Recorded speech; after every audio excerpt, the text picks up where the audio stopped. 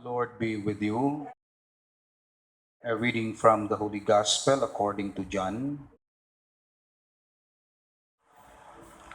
The crowd said to Jesus, "What sign can you do, that we may see and believe in you? What can you do? Our ancestors ate manna in the desert, as it is written, He gave them bread from heaven to eat." So Jesus said to them, "Amen, amen, I say to you, it was not Moses who gave the bread from heaven. My Father gives you the true bread from heaven. For the bread of God is that which comes down from heaven and gives life to the world." And so they said to Jesus, "Sir, give us this bread always." Jesus said to them, "I am the bread of life. Whoever comes to me will never hunger, and whoever believes in me will never thirst." The Gospel of the Lord. Please be seated. We have this bread from heaven, our Lord Jesus Christ, the greatest treasure of the church. So the church has many treasures. So we have universities, we have buildings, we have funds for evangelization.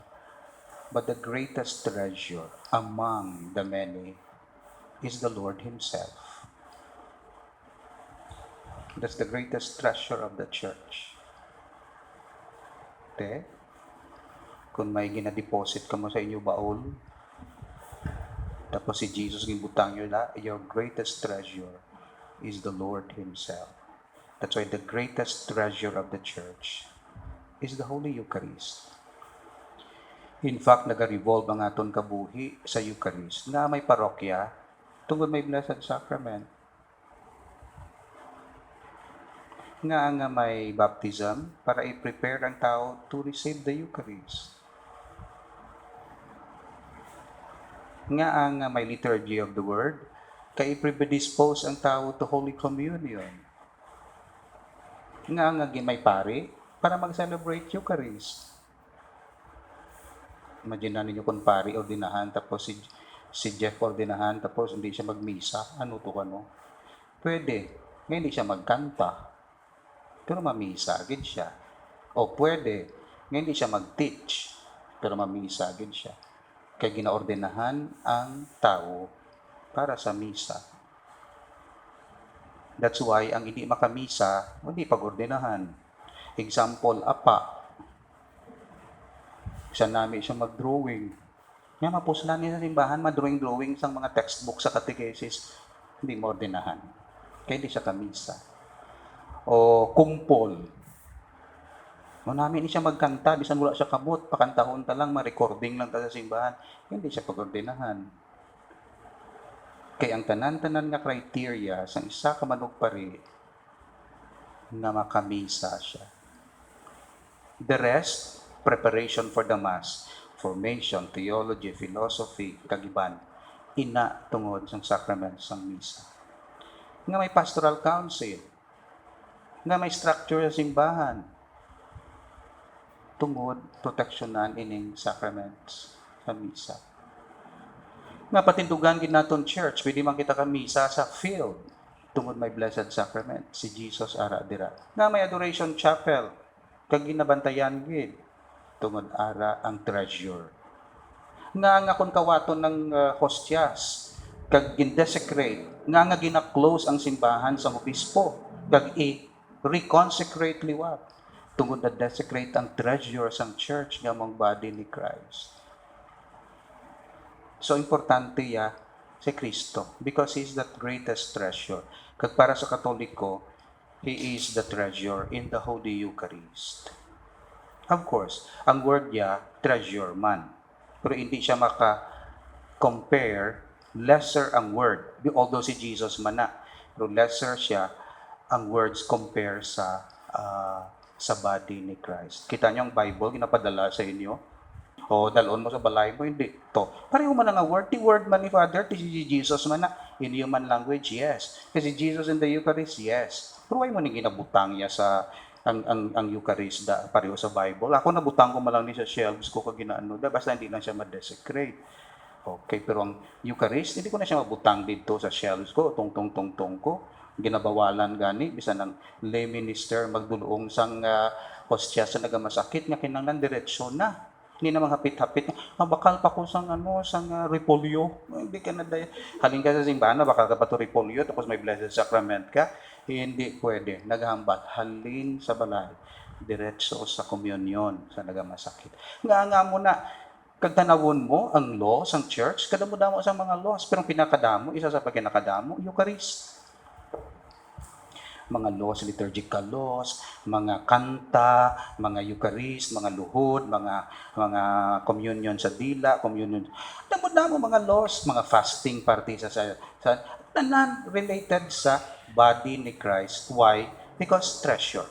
In fact, kung may isa ka tao and intentionally i-desecrate ang body ni Christ, reserve sa Holy See ang iyang paglift sa iyang excommunication. Abortion, reserve lang sa obispo. Kaya kung abortion, subong hindi na. Kaya tanan nga pare, pwede na. Pero sa una, Father, I confess, nag-participate ako sa abortion. Mamalang pare, wala ako faculty, diretso ko sa obispo. Pero Father, gin-desecrate ko ang body ni Christ, gintapakan ko, nag-satanic mass kami, kagunano dira, ang basa ng obispo, hindi ko makapatawad sila. Kulat ka sa Santo Papa. So, amoy na, hamak mo ang nagaprotect sang Eucharist, papal power. Ang nagaprotect Eucharist, body ni Christ. Body sang lapsag sa tiyan sang Inoy, episcopal power. Hamak mo na. So, meaning to say, nga mo na kay greatest treasure. O, diin ka nakakita nga may chapel nga ginpatindog tungod lang sa Bible. Tanan, chapel tungod sang Eucharist. Sa Bible, wala ka galuhod sa Bible, ginakisan mo lang Bible, pero Blessed Sacrament, the genuflect kagid. Meaning, amo ginayang greatest treasure because it is Christ and He is the bread from heaven. So, ano ang bread? Diri, hambal ni Jesus, I am the bread of life.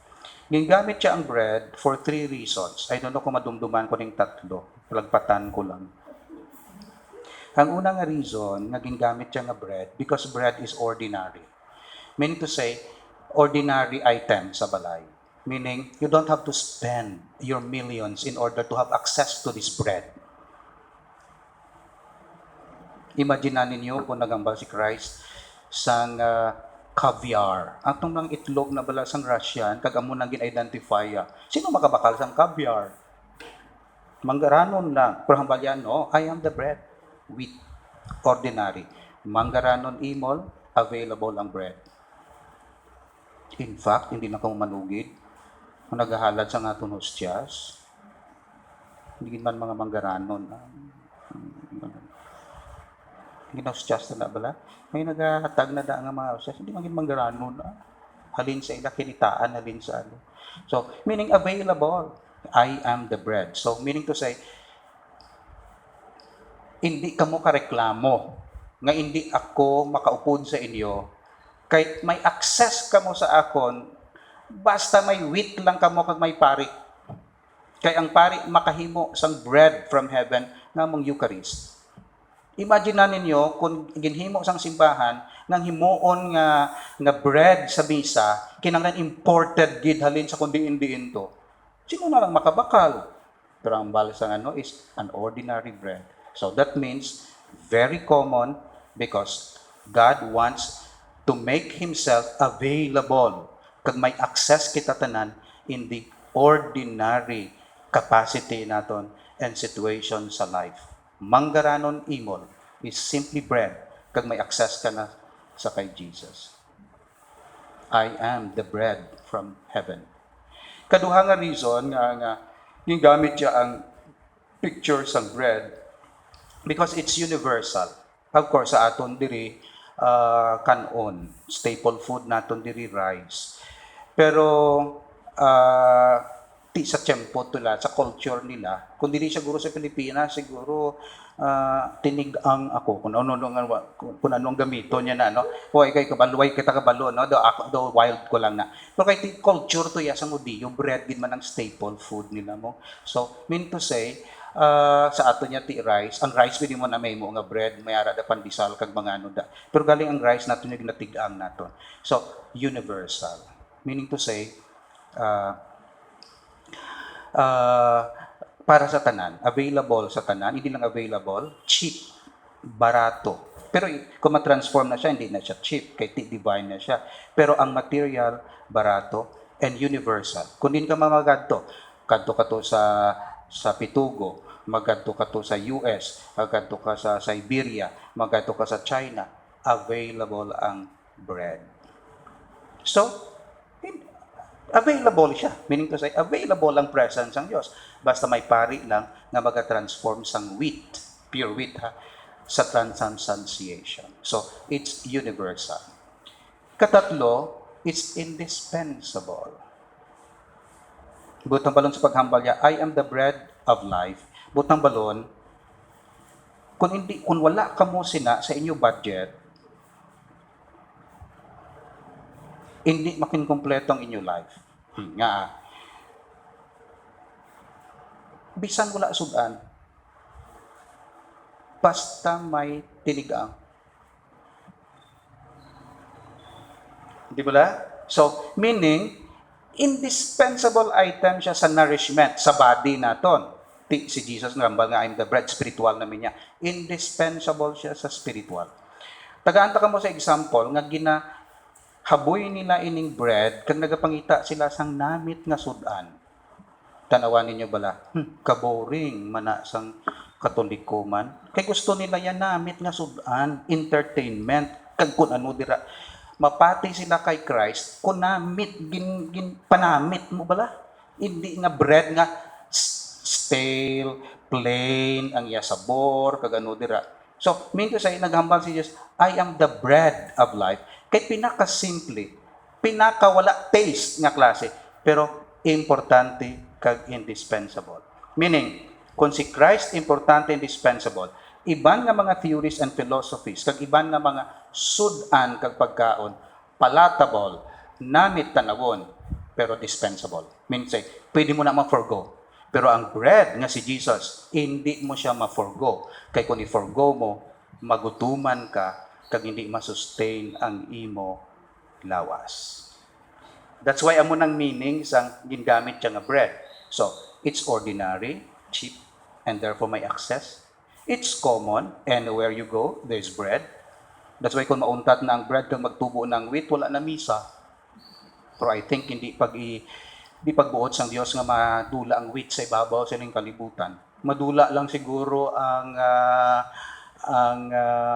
oranges o ano, pero ang grapes hindi madula guro.